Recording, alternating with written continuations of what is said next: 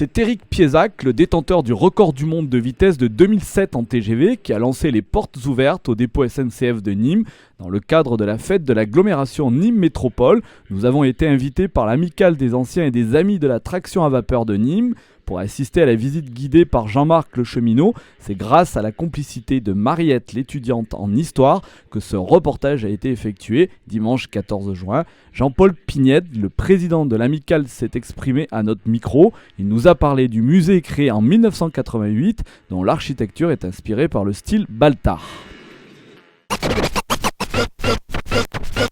C'est, je dirais même, peut-être aujourd'hui le plus gros événement qu'il y a sur ce week-end. Bon, c'est vrai que c'est couplé avec d'autres manifestations, mais bon, je suis un peu chauvin, moi je défends le chemin de fer, et c'est vrai que trouver ce qu'aujourd'hui nous présentons au dépôt de Nîmes, aux 97 percements, c'est assez exceptionnel.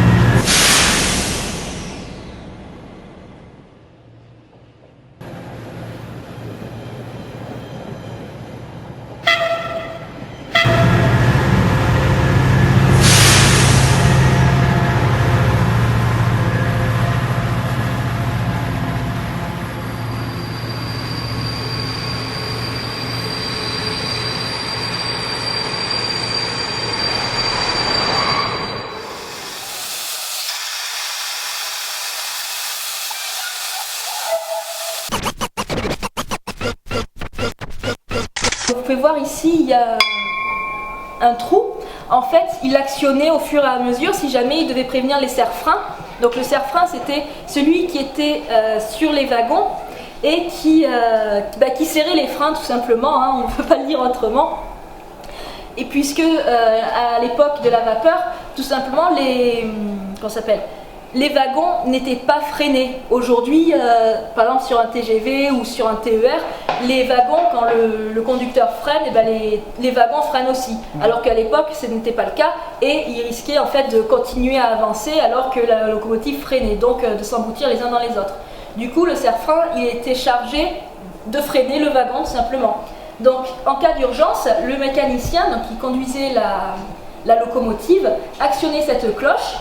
Alors il y avait une corde qui partait, qui reliait chacune des guérites des serre-freins.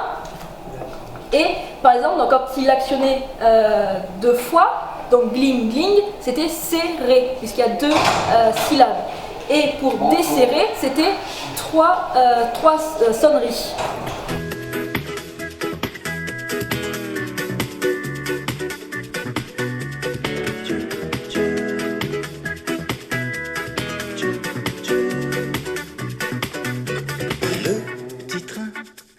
Dans la campagne et les enfants, le petit train dans la montagne, les grands-parents, petit train condulé aux flammes. Alors le public, il apprécie bien sûr la machine à vapeur, et en plus, bon, pour nous cheminots et ni moi, cette locomotive a fait une partie de sa carrière officielle au dépôt de Nîmes durant 15 ans. Puis après, il y a une 4100 qui était aussi titulaire du dépôt de Nîmes. Après, nous avons un wagon foudre. Et puis nous avons eu l'opportunité de présenter du matériel qui vient du Grand Musée de Mulhouse, qui s'appelle la Cité du Train, qui est le premier musée européen.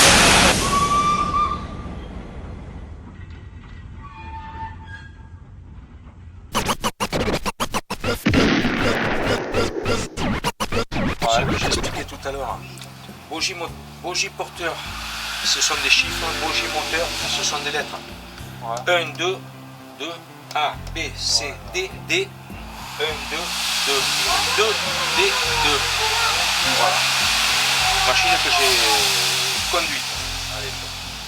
Jean-Marc, le cheminot-conducteur de train, nous a parlé de ces drôles de locomotives, véritable usine électrique, et la visite s'est poursuivie dans le wagon du Mistral, où le couvert attendait les convives.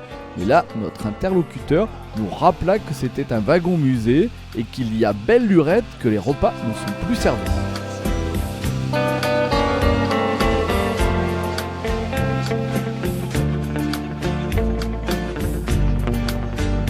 Voilà le bras de courage. Ici la manette d'inversion. Pour avoir le sens de marche de l'engin qui est correct. Et ici le manipulateur.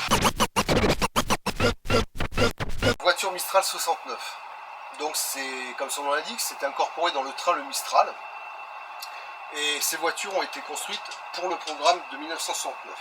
Donc le train le Mistral, c'était un train qui circulait de Paris, il faisait Paris, Lyon, Marseille et Nice. Donc naturellement, le train le Mistral n'a pas commencé en 1969, mais en mai 1950. À l'époque, on utilisait du matériel classique, de la DEVAO, de première classe, en compartiment, avec un couplage wagon-lit, c'est-à-dire une voiture restaurant et une voiture Pullman.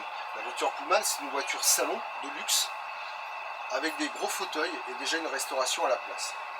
Alors à l'époque, en 1950, la ligne Paris-Lyon-Marseille n'était pas électrifiée. Alors tenez-vous bien, il fallait 10 heures pour faire Paris-Marseille. Et ensuite, on changeait, on prenait un autorail Bugatti rapide, et on mettait encore 3 heures pour rejoindre Nice.